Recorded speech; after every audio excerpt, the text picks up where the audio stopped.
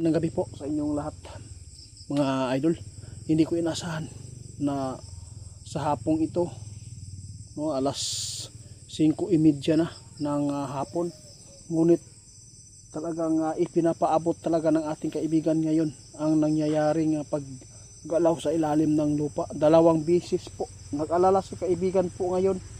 Luzon, Visayas at Mindanao, mag-ingat po tayo mga idol. Hindi ito maganda para po sa ating kaibigan dahil po sa nakikita nilang dalawang bisis talaga sunod-sunod ang paggalaw po sa ilalim ng lupa. Ibig sabihin nito mayroon talagang lindol na masasagupa natin. Mayroon pong babala si kaibigan, kayo na lang bahala.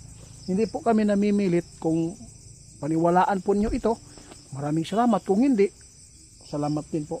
Hindi naman po ako ang nagpaabot nito, kundi ang aking kaibigan lang.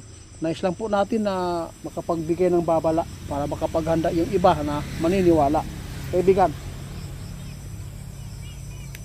Pero kailan lang po ito talaga nakita nyo?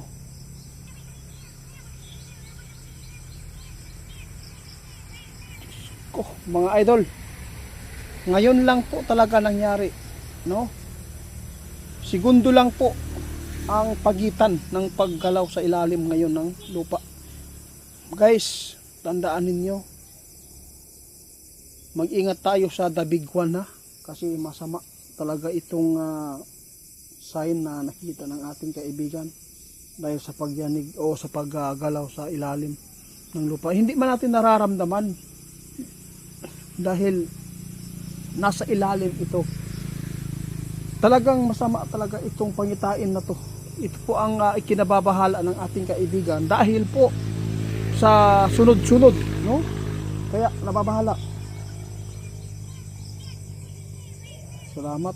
Kung sino man po ang makapanood sa amin ngayon, pag-share lang mga idol Kung mayroon man pong mga bahay na 3 story, 4 story, second floor, mag-ingat tayo.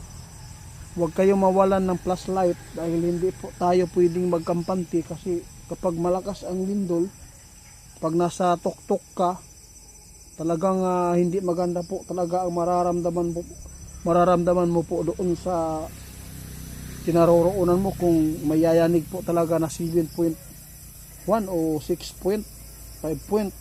Kaya ito po ang babala ng ating kaibigan para hindi kayo magulat. Mag-ready lang lagi ng flashlight at kung mayroon kayong nagawang misa, at least may panangga tayo kung sakali man bumigay ang mga wall. Hindi tayo agad madaganan, di ba? Ano po kaibigan? Hindi ko marinig. Sobrang ingay. Oh, grabe. Guys, hindi po nila gusto ito na makita dahil ayaw po nila na may mapapahamak sa atin.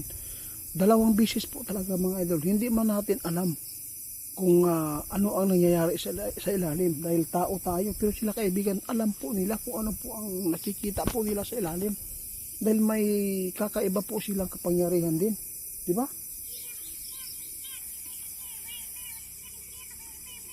Oo, si kaibigan, walang problema yan. Ang importante dito, nakapagpaabot tayo.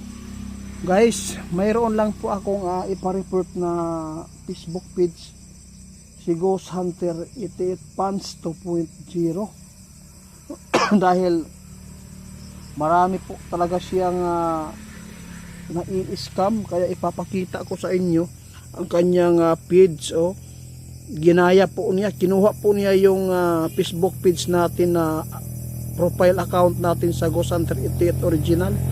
Maraming salamat sa inyo mga idol kaya lagi ako nagdadala ng cellphone para ibigay ko sa inyo ang mga scammer na nangunguha ng video natin. Baka makapag-order kayo. Pag-report kaibigan, salamat po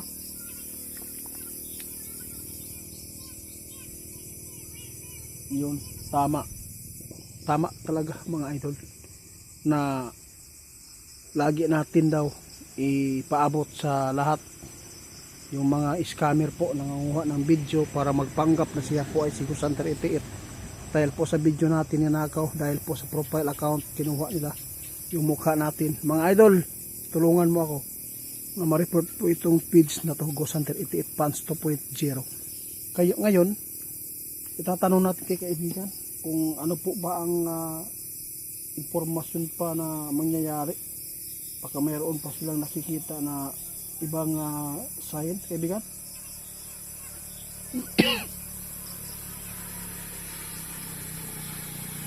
Guys, lagi po tayong manalangin, ha. Bantayan po natin ang sunog. Isa po dito ay malaking dagok din niya kapag nawalan tayo ng bahay.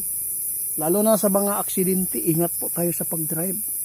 Sa Mayo, ito po yung pinakamasamang buwan din na nakita ng ating kaibigan sa 2026. Kaya nasa inyo na lang kung paniwalaan po ninyo ito. Wala po kaming magawa kung nagsasawa naman kayo sa mga babala. Basta ang importante dito, makapagbigay kami kung ano man po ang mga nararapat po na mapakinggan po inyo. Guys, paki-report ni Ghost Hunter 88 Fans 2.0.